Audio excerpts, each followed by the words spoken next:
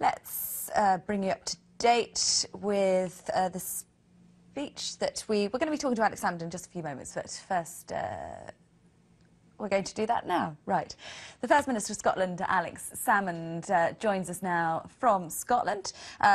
You will be aware that David Cameron made a speech a little earlier today to make his case for how Scotland and the United Kingdom are better off together. Well, thank you very much indeed for joining us. Some members of your party have been quite critical, particularly about the venue of David Cameron's speech this morning. But the Olympics was a brilliant symbol, wasn't it, of just what can be achieved as Great Britain united together.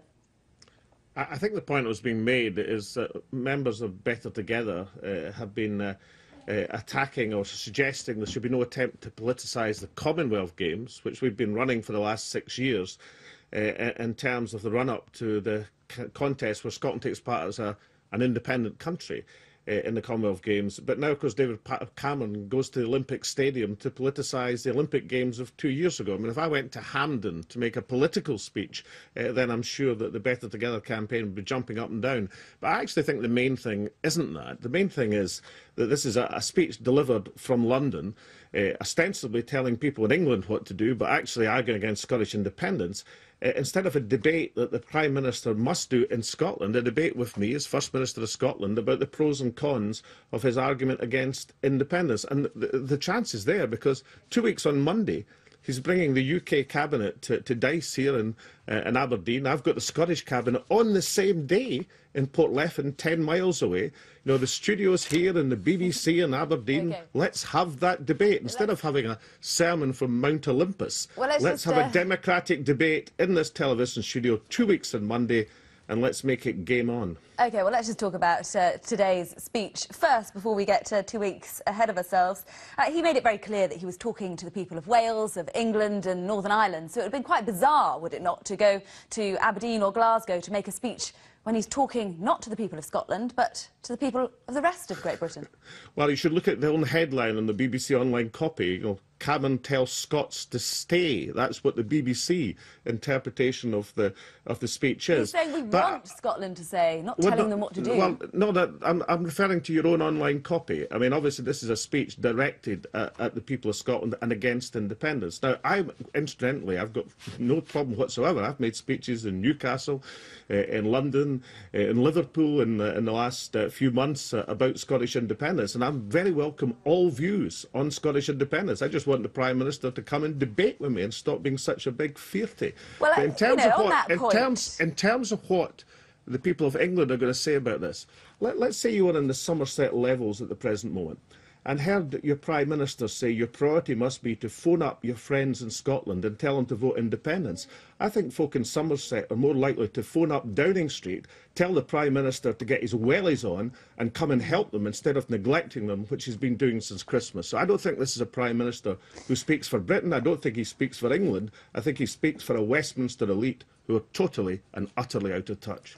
But, I mean, if you are on the Somerset Levels and your Prime Minister was in Scotland at the moment, you might be quite cross about that. Let's just talk about the questions that came out indeed, that's exactly the point I'm making. I'm saying that David Cameron's priority since Christmas, instead of being fast asleep at the wheel, should have been dealing with the huge problems that the suffering people in Somerset have at the present moment, as opposed to lecturing Scotland, or for that matter, telling people to phone up Scots and vote against independence. If he wants to enter into a debate, then let him come and have a democratic debate in Scotland. And in the meantime, why doesn't he attend to his own duties and help the people of Somerset and give them a decent deal as opposed to being stuck in London? In terms of the democratic debate, he is not the leader of the Stay Together campaign, is he? That's Alistair Darling, so surely the debate should be between yourself and Alistair Darling. Let's just go back to the speech and the questions that came afterwards. Can I answer that point precisely? He's the Prime Minister, I'm the First Minister. I'll willingly debate with anybody as long as we have that first debate. Now, the reason for it is quite obvious. If I want to say about, let's say, the bedroom tax and demand to know from David Cameron why he thinks the bedroom tax is a good idea to impose upon the Scottish people, nobody else can explain that. Nobody else can explain that. They can say they're against it as well, but David Cameron would have to explain it. If I say, what did you mean in your question-answer session today when you said that further devolution could emerge if there's a no vote. Alistair Darling can't say anything about that. But this is bigger.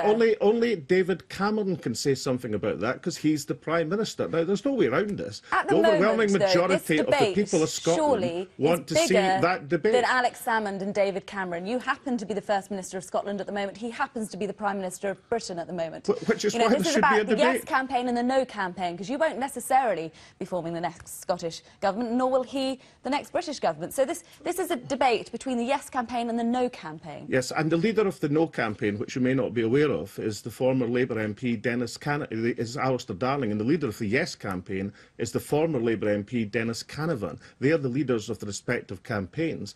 I'm suggesting there should be a debate between the Prime Minister, who wants to intervene in this argument but not debate, as Prime Minister, given his responsibilities, and the First Minister of Scotland were given my responsibilities. The people who are articulating the case for yes and for no. That should be the debate, and that is supported by the overwhelming majority of people in Scotland, and indeed the majority of people in England, who now accept and are accustomed to the idea that there should be democratic debates. Incidentally, the BBC supported the idea of television debates in the last general election campaign. Just a final point. One of the questions that came out was from a woman who works in cashmere and textiles manufacturing, and she was sort of making the point that actually at this time when things have been so tough for business, would it not be better that Britain was working as a whole to promote great British textiles abroad, ahead of people like France or those further afield, rather than setting up against each other?